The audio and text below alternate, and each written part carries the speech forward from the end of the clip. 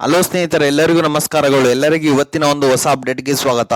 Big Boss ಖ್ಯಾತಿಯ Sonu Srinivas Gowda arrest. Bigg Boss OTT Kannada season 1 reality show ಮೂಲಕ famous ಆಗಿದ್ದ Sonu Srinivas Gowda social ಮೀಡಿಯಾದಲ್ಲೂ ಸಿಕ್ಕಾಪಟ್ಟೆ ಫೇಮಸ್. ಇದೀಗ ಸೋನು ಶ್ರೀನಿವಾಸ್ ಗೌಡ ಅವರನ್ನು ಬ್ಯಾಡರ್ಲಿ ಪೊಲೀಸರು ಅರೆಸ್ಟ್ ಮಾಡಿದ್ದಾರೆ.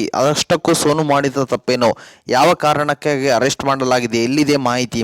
ಬಿಗ್ ಬಾಸ್ OTT ಕನ್ನಡ ಒಂದು ಶೋ ಸ್ಪರ್ಧೆ ಆಗಿದ್ದ ಸೋನು ಶ್ರೀನಿವಾಸ್ ಗೌಡ ಅವರನ್ನು ಅರೆಸ್ಟ್ ಮಾಡಿರುವ ಪೊಲೀಸರು ಈಚೆಗೆ ಸೇವಂತಿ ಎಂಬ ಹೆಣ್ಣು ಮಗುವನ್ನು ಸೋನು ಅವರು ದತ್ತು ಪಡೆದುಕೊಂಡಿದ್ದರು. Bigg Boss OTT Kannada season 1 reality ಶೋನಲ್ಲಿ ಸ್ಪರ್ಧೆಯಾಗಿದ್ದ ಸೋನು ಶ್ರೀನಿವಾಸ್ ಗೌಡ ಅವರನ್ನು ಪೊಲೀಸರು ಬಂಧಿಸಿದ್ದಾರೆ.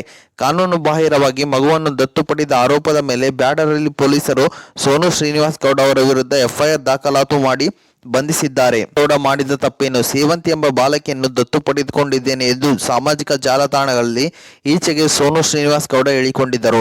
ಆದರೆ ಈ ದತ್ತು ಪ್ರಕ್ರಿಯೆ ಕಾನೂನು ಬಾಹಿರವಾಗಿದೆ ಎಂಬ ಆರೋಪ ಕೇಳಿ ಬಂದಿದೆ. ಆ ಹಿನ್ನೆಲೆ ರಾಜ್ಯ ಮಕ್ಕಳ ರಕ್ಷಣಾ ಘಟಕದ ಅಧಿಕಾರಿ ಗೀತಾ ಎಂಬುವರು JJ ಆಕ್ಟ್ ಅಡಿಯಲ್ಲಿ ಬ್ಯಾಡರಹಳ್ಳಿ ಪೊಲೀಸ್ ಠಾಣೆಯಲ್ಲಿ ದೂರು ದಾಖಲಿಸಿದ್ದರು. ಈ ಹಿನ್ನೆಲೆಯಲ್ಲಿ ಸೋನು ಗೌಡರನ್ನು ಪೊಲೀಸರು ಬಂಧಿಸಿದ್ದಾರೆ. ದತ್ತು ಕಾಯ್ದೆ 1956 ಪ್ರಕಾರ ಈ ದತ್ತು ಪ್ರಕ್ರಿಯೆ ನಡೆದಿಲ್ಲ. ಮಗುವಿಗೆ ಮನೆ ಇರುವ ರಾಯಚೂರಿಗೆ ಹೋಗಿ ಅಲ್ಲಿಂದ ಮಗುವನ್ನು ಕರೆದುಕೊಂಡು ಸೋನು ಬಂದಿದ್ದಾರೆ. ಮಗುವಿನ ಪೋಷಕರಿಗೆ ಕೆಲ ಸೌಲಭ್ಯಗಳನ್ನು ಒದಗಿಸಿದ್ದೇನೆ ಎಂದು ಸೋನು ಶ್ರೀನಿವಾಸ್ ಗೌಡ ಅವರೇ ಈ ಹಿಂದೆ ಹೇಳಿಕೊಂಡಿದ್ದಾರೆ. ಇದು ಮಗುವನ್ನು ಮಾರಾಟ ಮಾಡಿರುವಂತೆ ಕಾಣುತ್ತದೆ. ಅಲ್ಲದೆ ಮಗುವಿನ ಘನತೆಯನ್ನು ಕಾಪಾಡುವಲ್ಲಿ ಸೋನು ವಿಫಲರಾಗಿದ್ದಾರೆ ಎಂಬ ದೂರಿನಲ್ಲಿ ತಿಳಿಸಲಾಗಿದೆ. ಮತ್ತು ಮಗುವನ್ನು ಹಲವು ದಾಖಲಾತಿಗಳನ್ನು ಸಲ್ಲಿಸಬೇಕು.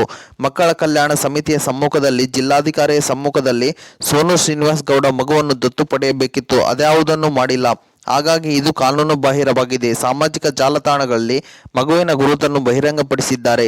ಮಗುವಿನ ಜೊತೆಗೆ ವಿಡಿಯೋಗಳನ್ನು ಹಂಚಿಕೊಂಡಿದ್ದಾರೆ. ಸಾಮಾಜಿಕ ಜಾಲತಾಣಗಳಲ್ಲಿ ಮಗುವನ್ನು ದುರುಪಯೋಗ ಪಡಿಸಿಕೊಂಡಿದ್ದಾರೆ. ಇದು ಕೂಡ ಅಪರಾಧವಾಗಿದೆ. ಮಗುವಿಗೆ ಬೆಳೆ ಬಾಳುವ ಉಡುಗೊರೆಯನ್ನು ಕೊಡಿಸಿದ್ದೇನೆ ಎಂದು ಸೋನು ಹೇಳಿಕೊಂಡಿದ್ದಾರೆ. ಇದು ಮಗುವಿನ ಆತ್ಮಾಭಿಮಾನಕ್ಕೆ ಧಕ್ಕೆಯನ್ನುಂಟು ಮಾಡಿಕೊಂಡಿದೆ ಮತ್ತು ಮಗುವನ್ನು ಶಾಲೆಗೆ ಕಳಿಸಲಿಲ್ಲ. ಕಲಂ 5 ಪ್ರಕಾರ ಮಗುವನ್ನು ದತ್ತು ಪಡೆದುಕೊಳ್ಳುವ ವ್ಯಕ್ತಿಗೂ ಮತ್ತು ಮಗುವಿಗೆ 25 ವರ್ಷಗಳ ಅಂತರ ಇರಬೇಕು.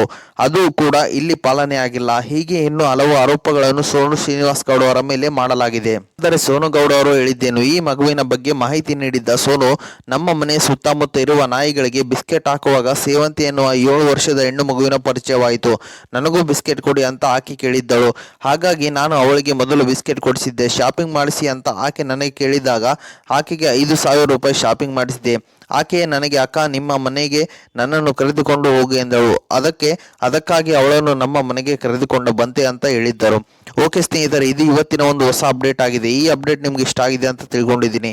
ಈ ಅಪ್ಡೇಟ್ ನಿಮ್ಗೆ ಇಷ್ಟ ಆದರೆ ಸಣ್ಣದೊಂದು ಲೈಕ್ ಮಾಡಿ, ಶೇರ್ ಮಾಡಿ, ಕಮೆಂಟ್ ಮಾಡಿ ಮತ್ತು ಇದೇ ರೀತಿಯಾಗಿ ಹೆಚ್ಚಿನ ಮಾಹಿತಿಗಾಗಿ ನಮ್ಮ ಚಾನಲನ್ನು ಸಬ್ಸ್ಕ್ರೈಬ್ ಮಾಡಿಕೊಳ್ಳಿ ಸ್ನೇಹಿತರೆ.